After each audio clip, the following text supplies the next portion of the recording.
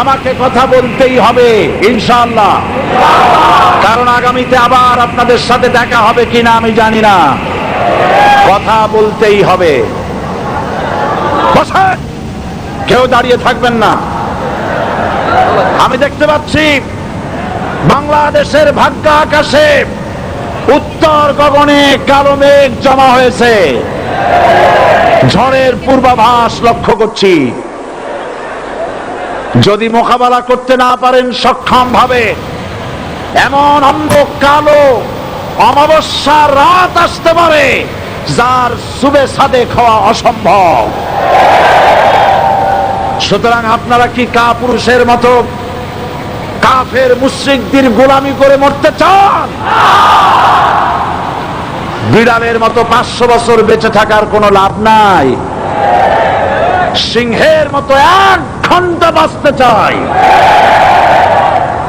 আমাদেরকে বলা হয় সাম্প্রদায়িক উস্কানিমূলক কথা নাকি আমি বলি। পত্রপত্রিকা দিছে না তারা? সাম্প্রদায়িক উস্কানি কথা, সাম্প্রদায়িক উস্কানিমূলক কথা বলি।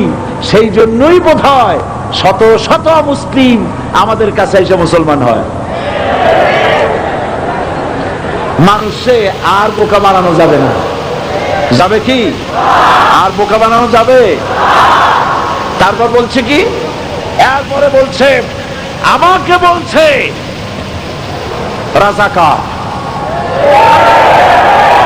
শুনে রাখো, চট্টগ্রামের লক্ষ লক্ষ জনতা, পার্লামেন্টে যখন আমাকে এই কথা বলা হয়েছিল, আমার পার্লামেন্টের কলিগ জাফরুল্লাহ চৌধুরী সাহেব বসে আছেন এখানে, জাফরুল ইসলাম চৌধুরী বসে আছেন পাশে, প্রধানমন্ত্রী সুদ্ধা, অন্তত 3 শতাধিক পার্লামেন্টের সম্মানিত সদস্যরা সেদিন বসা। 1997 সনের বাজেট বক্তৃতা যখন আমি করতেছিলাম, ডক্টর কুদরতে খোদা, নাম রাখছে কুদরতে খোদা, আসলে গজবে খোদা। এই লোকটি নাস্তিক, ইসলামের চূড়ান্ত দুশমন। তার প্রণীত শিক্ষা ব্যবস্থার যখন সমালোচনা করছিলাম, ট্রেজারি বেঞ্চ থেকে আমাকে বলা হলো রাজাকার। আমি আমার সমস্ত শক্তি একত্রিত করে বলেছিলাম, শুধুমাত্র হিন্দুস্তানের রাজাকারেরাই আমাকে রাজাকার বলতে পারে। আমি বলেছিলাম 1973 সন পর্যন্ত আমি বাংলাদেশের কোন রাজনৈতিক দলের নেতা এবং কর্মী ছিলাম না। আমি রাজাকার নই। আমাকে রাজাকার বলে যদি তাকে প্রমাণ করতে না পারে 10 কোটি টাকার মানহানি মামলা দায়ের করব। আমার এই বক্তব্য সারা দুনিয়া শুনেছে। পার্লামেন্টে আমার এই বক্তব্য রেকর্ড হয়ে আছে। সেদিন 3 শতাধিক পার্লামেন্ট মেম্বারের কেউ আমার চ্যালেঞ্জ গ্রহণ করেন নাই।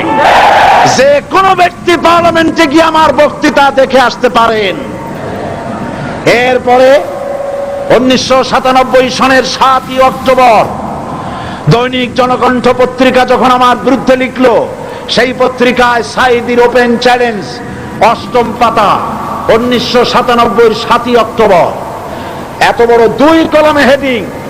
সেখানে আমি বলেছি, বাংলাদেশের সকল সাংবাদিক, গোয়েন্দা বিভাগ, বাংলাদেশের সকল বুদ্ধিজীবীকে আমি আমার পিরোজপুরে আমন্ত্রণ করছি।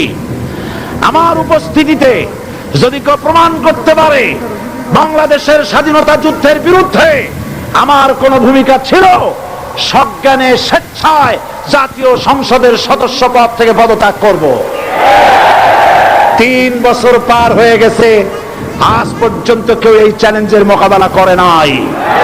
সুতরাং আমাকে যারা রাজাকার বলবে তারা পিতৃ পরিচয়হীন অবৈধ সন্তান। 1971 সনের, শোনো মুসলমানেরা, 1971 সনের কোন কাদা সাইদির গায়ে লাগে নাই। আমাকে রাজাকার বলে জনগণ থেকে বিচ্ছিন্ন করবা, জনগণ থেকে আমারে বিচ্ছিন্ন করা যাবে না। কারণ এই জনগণ আমার জন্য আসে না, এই জনগণ আসে আল্লাহর কোরআনের জন্য।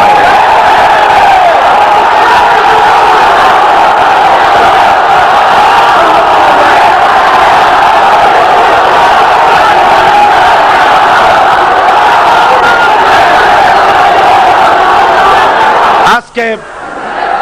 আর যারা ইসলামের কথা বলে, তারাই রাজাকার, তারাই মৌলবাদী।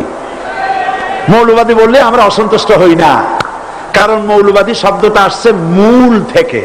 মৌল শব্দ এসেছে মূল থেকে। মূলবাদী তার মানে যারা মূলে আছে।